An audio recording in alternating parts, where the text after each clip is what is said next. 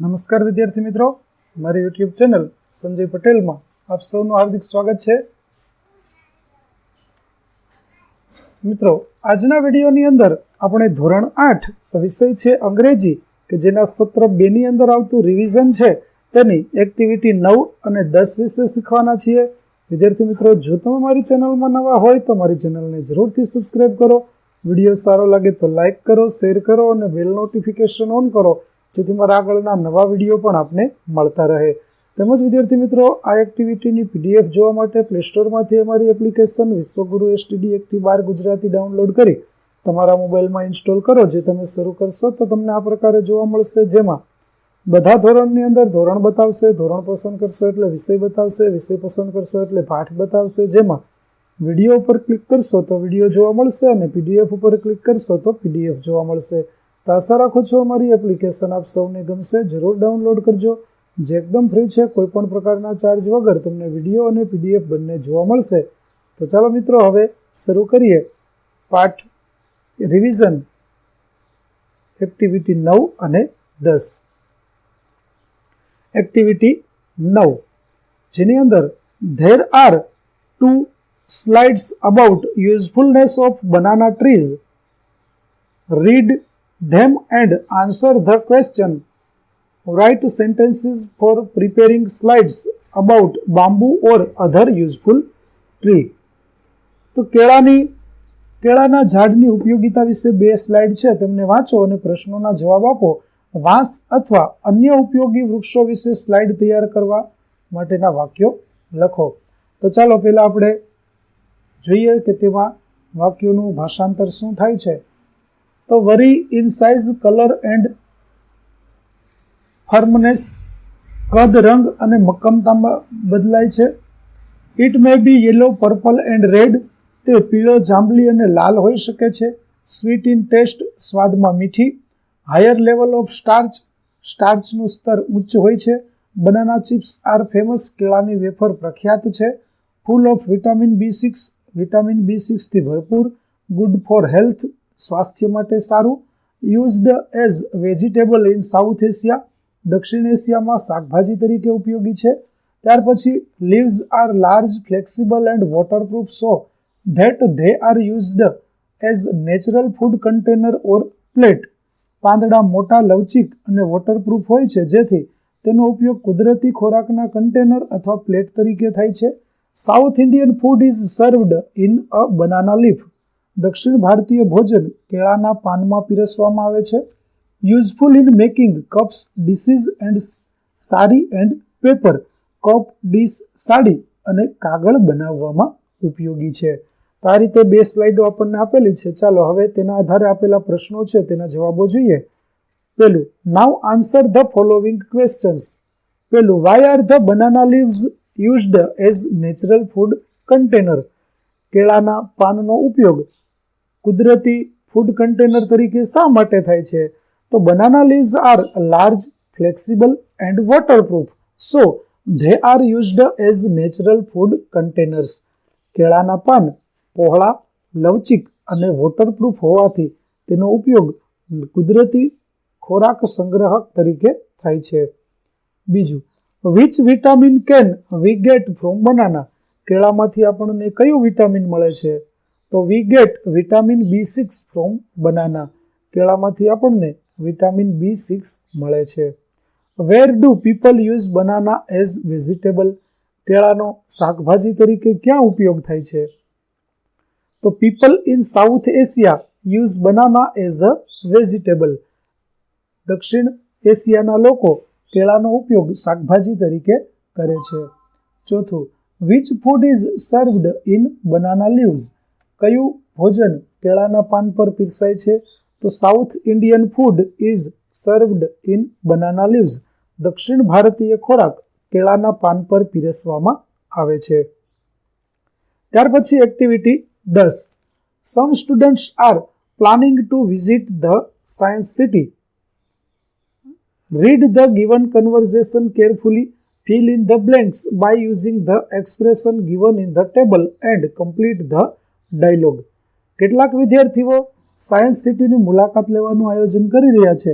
આપેલી વાતચીત ધ્યાનથી વાંચો, કોષ્ટકમાં આપેલ અભિવ્યક્તિઓનો ઉપયોગ કરીને ખાલી જગ્યાઓ ભરો અને સંવાદ પૂર્ણ કરો. તો વિદ્યાર્થી મિત્રો, અહીં આપણને શો યોર એગ્રીમેન્ટ એટલે કે સહમત હોય તે વિભાગ અને અસહમતિ દર્શાવતા વાક્યો છે તે આપણને કોષ્ટકની અંદર આપેલા છે. ખાલી જગ્યાની અંદર યોગ્ય જગ્યાએ આપણે યોગ્ય શબ્દો મૂકી અને સંવાદ છે તે પૂર્ણ કરવાનો છે. તો ચાલો આપણે સંવાદ જોઈએ. Divya, I think we should go to the science city on bicycle.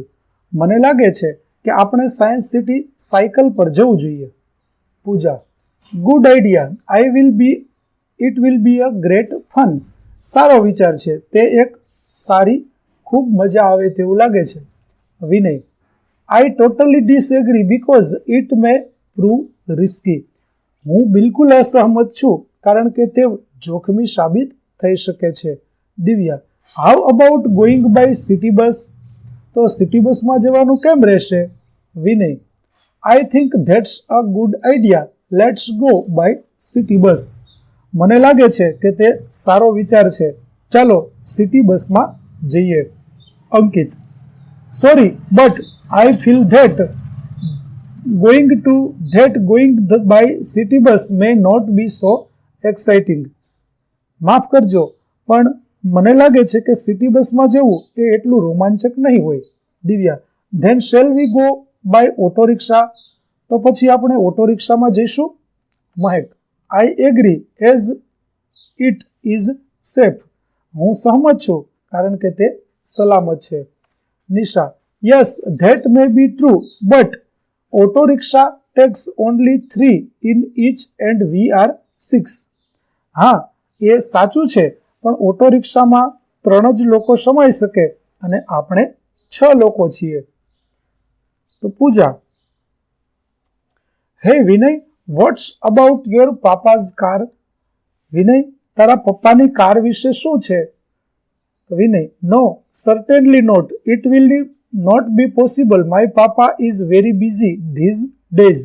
ચોક્કસ નહીં, આ દિવસોમાં શક્ય બનશે નહીં કારણ કે મારા પપ્પા ખૂબ જ વ્યસ્ત છે. Divya, hey guys, what's about hiring a Maruti van. Hey, Maruti van ભાડે લેવાનો શું વિચાર છે? All, what an idea. બધા, શું વિચાર છે, વાહ. ત્યાર પછી બી, Anupam stood first among all the students of class 8 in his school. His principal talked to him. Read the given conversation carefully. Fill in the blanks by using the expression given in the box. અનુપમ છે તે તેના વર્ગની અંદર પ્રથમ આવ્યો છે અને તેના આચાર્ય તેની સાથે વાત કરી રહ્યા છે. તો કૌંસમાં આપેલા સંવાદો છે, આ કૌંસમાં આપેલા શબ્દો વડે આપણે સંવાદ પૂર્ણ કરવાનો છે. તો ચાલો આપણે સંવાદને પૂરો કરીએ. Principal, congrats Anupam on your brilliant success. અભિનંદન તમારી શાનદાર સફળતા ઉપર. Anupam, thank you sir. આભાર સાહેબ. Principal, did you use any reference book. શું તમે કોઈ સંદર્ભ પુસ્તકનો ઉપયોગ કર્યો છે? Anupam, no sir, I didn't use any reference book. ના સર, મેં કોઈ સંદર્ભ પુસ્તકનો ઉપયોગ કર્યો નથી. Principal, very good. Did you attend extra classes. બહુ સારું. શું તમે વધારાના વર્ગોમાં હાજરી આપી હતી? Anupam, no, I didn't. I studied at home. ના, મેં નથી કર્યું, મેં ઘરે જ અભ્યાસ કર્યો છે. Principal, how did your teacher help you. તમારા શિક્ષકોએ તમને કેવી રીતે મદદ કરી? Anupam, my teachers guided me and I prepared as they said. મારા શિક્ષકોએ મને માર્ગદર્શન આપ્યું અને તેમના કહેવા પ્રમાણે મેં કર્યું. Principal, excellent. And what about your entertainment. ઉત્તમ. અને તમારા મનોરંજન માટે? Anupam, I played with friends for an hour every day. હું રોજ 1 કલાક મિત્રો સાથે રમું છું.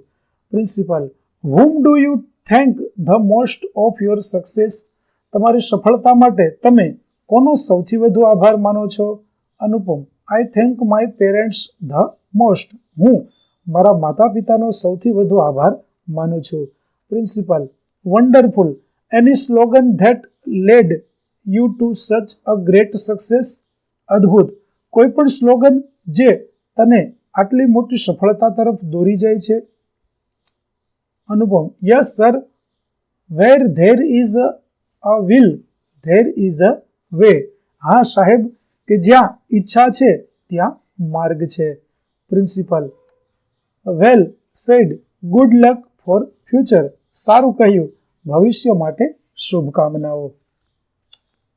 તો વિદ્યાર્થી મિત્રો, અહીં આપણી એક્ટિવિટી 8 અને 9નું સોલ્યુશન છે તે પૂરું થાય છે. આગળની એક્ટિવિટીનું સોલ્યુશન મેળવવા માટે મારી ચેનલને જરૂરથી સબસ્ક્રાઇબ કરો. તેમજ પીડીએફ જોવા માટે પ્લે સ્ટોરમાંથી અમારી એપ્લિકેશન વિશ્વગુરુ STD 1-12 ગુજરાતી ડાઉનલોડ કરો, જેમાં આપને ધોરણ 8 તમામ વિષયના સ્વાધ્યાય સોલ્યુશન, સ્વાધ્યાય પોથી સોલ્યુશનના વિડીયો અને પીડીએફ મળી રહેશે. જે એકદમ ફ્રી છે, કોઈપણ પ્રકારના ચાર્જ વગર તમે વિડીયો અને પીડીએફ જોઈ શકશો. તો આશા રાખું અમારી એપ્લિકેશન આપ સૌને ગમશે. જરૂર ડાઉનલોડ કરજો. ફરી મળીશું નવા વિડીયો સાથે. ત્યાં સુધી આવજો.